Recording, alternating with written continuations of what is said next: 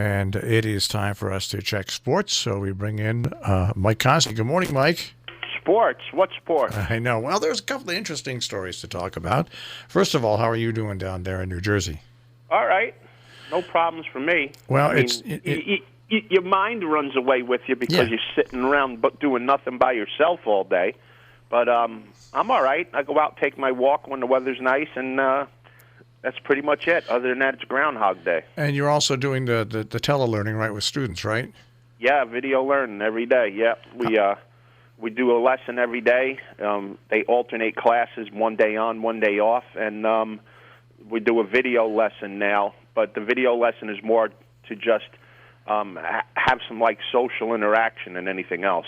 All right, and that's going all right. I mean, the students and you. Oh yeah. Right. I mean, you got to chase them around a little bit to make sure that they have their work in and stuff. But for the most part, it's working fine.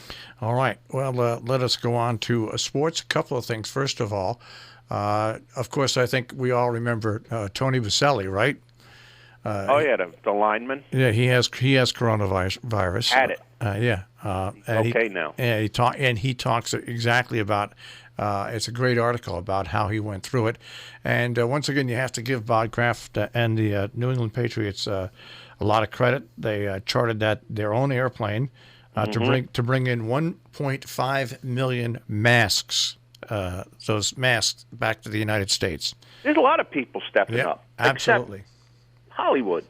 You don't see them doing too much, do you? Yeah, it's an amazing time, is all I've got to say. But Father used to have a saying: "The empty barrels make the most noise," and Hollywood's full of a lot of empty barrels. There's a few people stepping up, but there's a hell of a lot more athletes and people involved with sports stepping up than there are them people in Hollywood. How about Tom Brady? He's joined in now. He's part of a cause to bring 10 million meals to families in need during the pandemic. Kind of like what Drew Brees is doing in New Orleans. Yeah, it's pretty. It's pretty interesting to see how these sports teams and sports people are doing what they're doing, and that's really what makes it what it is. When you've got. It's nice when the good guys and gals in sports step up.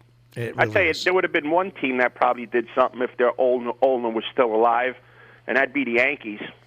Oh, George Steinbrenner, if he were alive, you're darn right. And they're pretty silent too. Yeah, George Steinbrenner would have stepped forward, and I bet you there would have been $2 million handed out to get masks into New York. Yeah. I mean, it would have been $1 million or $2 million way back. In today's world, he would have put a lot more than $1 million or $2 million in. All right. Now, Ed Farmer, remember him? Mm-hmm. He was a Bayer player and former White Sox broadcaster. He died at the age of 70. And he was a pitcher in the major leagues. And when people die at the age of 70 and they're athletes, I'm 67, so I become very aware of it. I really do. Well, I mean, that's the other thing, though. Like, you're hearing people died from complications of the coronavirus.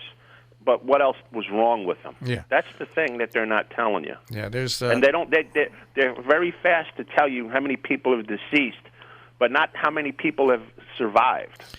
Yeah, well, a lot of people have survived, but there's still a lot of people have survived. Yeah, it's not an automatic death sentence unless you have pre-existing conditions and severe pre-existing conditions. If you get coronavirus, it's very, very unlikely that you'll recover. But some have. So it's just one of those weird things. But what when you scan the world of sports, what else is there in sports? Nothing. There's nothing going on. Yeah, I know. It's amazing.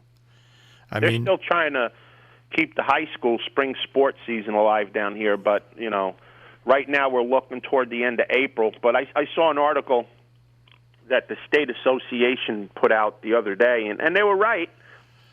They said, teachers and coaches get paid through the end of June. So that means we can play to the end of June. They're right. They're right. And with the extenuating circumstances of this year, if you can get a season in and it would take you to the end of June to complete it, so be it. Because it's something that people are going to need. It's people need distractions, so you can't constantly sit at home and think about it. With me at work, I get up at 3:30 in the morning now. and I do my work. I come into work. When I leave work, I go home and I take a nap because at 2:30 I have to get back up and work from 2:30 until 7, basically with more news stories about the virus and what's going on up here and other news stories.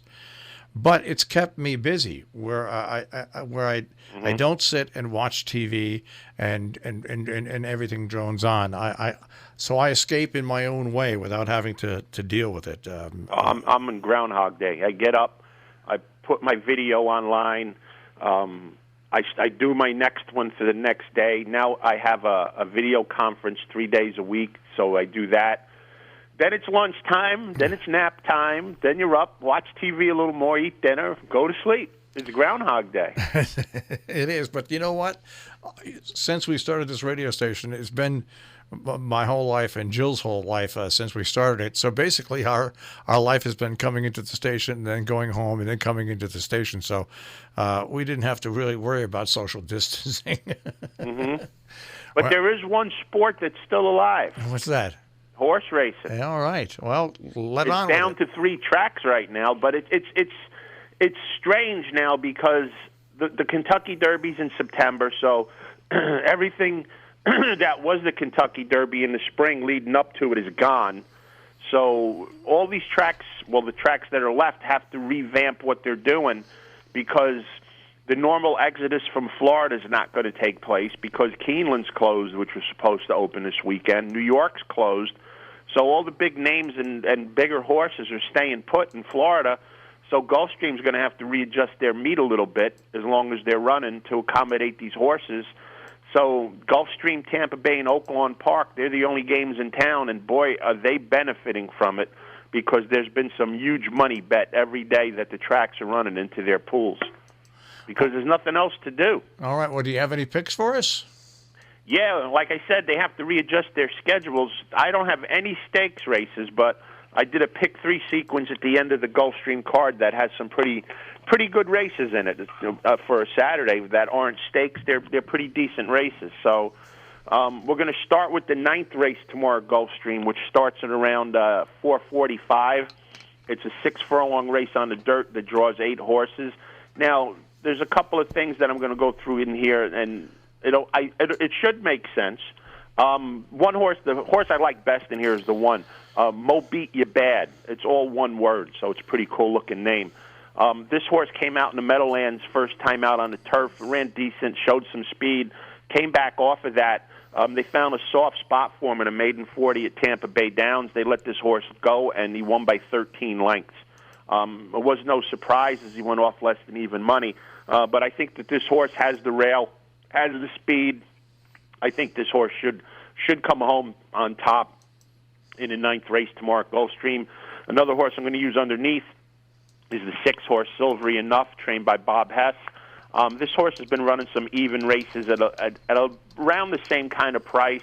Saez, who was red hot last weekend, he was winning everything in sight, picks up the mount. So I'm going to use this horse underneath. And another horse I'm looking at that has been closing the last 2 times ran in the Hutchinson, which is a great is a 3-year-old stake early in the season, and a $75,000 claiming race showed some close in there. Is the 3 horse Peruvian Boy. So I like a 1-3-6 box with the 1 to win in the 9th race at Gulfstream, and you could play a pick 3 in these 3 races because they're all sequential. So that's the reason why I picked these 3. Is another reason. The 10th race is a $100,000 claiming race on the turf going 1 mile. And like I said, I was looking at the form last night, and I was saying, a lot of these horses look like they were pointing to run somewhere. And I'm like, well, yeah, Gulfstream's meet was supposed to close last week, and Keeneland opened yesterday. So I think some of these horses were pointing to Keeneland, and if you can find those horses that you think were, those horses are ready to roll. In the 10th race, a horse I like a whole lot is the 3 horse, First Premio. This horse has been off since October when it ran last in the Grade 1 Shadwell Turf Mile at Keeneland, which is their premier turf race in the fall. And this horse got beat for the whole ball of wax at 28-1 by less than a length, closing from 13th to 4th by a third, getting beat. This horse has been working out real good for Mark Case, and like I said, This horse has run well at Keeneland, so I think they were pointing him for a stake race opening weekend at Keeneland. However, that didn't happen, and the horse shows up here tomorrow. So First Premio is going to be a big play for me tomorrow at Keeneland, at Gulfstream. I wish it was at Keeneland in the 10th race. A horse I'm going to use underneath is another horse I think that was pointing to run elsewhere. That's the 9-horse Penalty, trained by Billy Mott. This horse is 2 for 2 in the money at Gulfstream, 5 for 6 at the mile distance, 12-1 morning line. See if he goes off at 12-1, but I'm going to use him in an exacta. And another horse I'm going to use is the 8-horse Class and Cash. This horse has run 8 times at a mile with 5 wins in a third. So a couple of mile specialists, and a horse I think was pointing elsewhere. So we're going to go with a 3-8-9 exacta box in the 10th, and I'm going to put a few bucks on the 3 to win. And the last race that we'll do is the 11th race. It's a 7-furlong race on the dirt, an optional $75,000 claimer for 3-year-olds. These horses probably would have been prepping for some bigger races, maybe the Bluegrass this weekend at Keeneland. And 2 horses I think that may have been doing that. One is the 4-horse Sunny Man, trained by Mark Hennig. This horse was off since October. Has some nice tightening works getting ready for a race. Like I said, I think at Keeneland. And he will be my top pick in this race tomorrow. 2 horses I'm going to use underneath. One is the 3-horse I'll Fight Dempsey, a Todd Pletcher horse. Has 3 good works coming into this race. Hasn't run since February, but has 3 really, really sharp works at Palm Beach Downs. And that was a real good tightener for this. And the horse down on the rail, the 1 Tomcat Black, broke his maiden in December at Tampa Bay, going 1 mile and 40 yards, cuts back to 70 yards, and this horse has some nice races. So I was thinking these horses were pointing to Keeneland, and if they were pointing to Keeneland, they're ready to run tomorrow at Gulfstream. So the 4 Sunny Man's my top pick, with the 1 Tomcat Black, and the 3 I'll Fight Dempsey to round out my exactas and tries.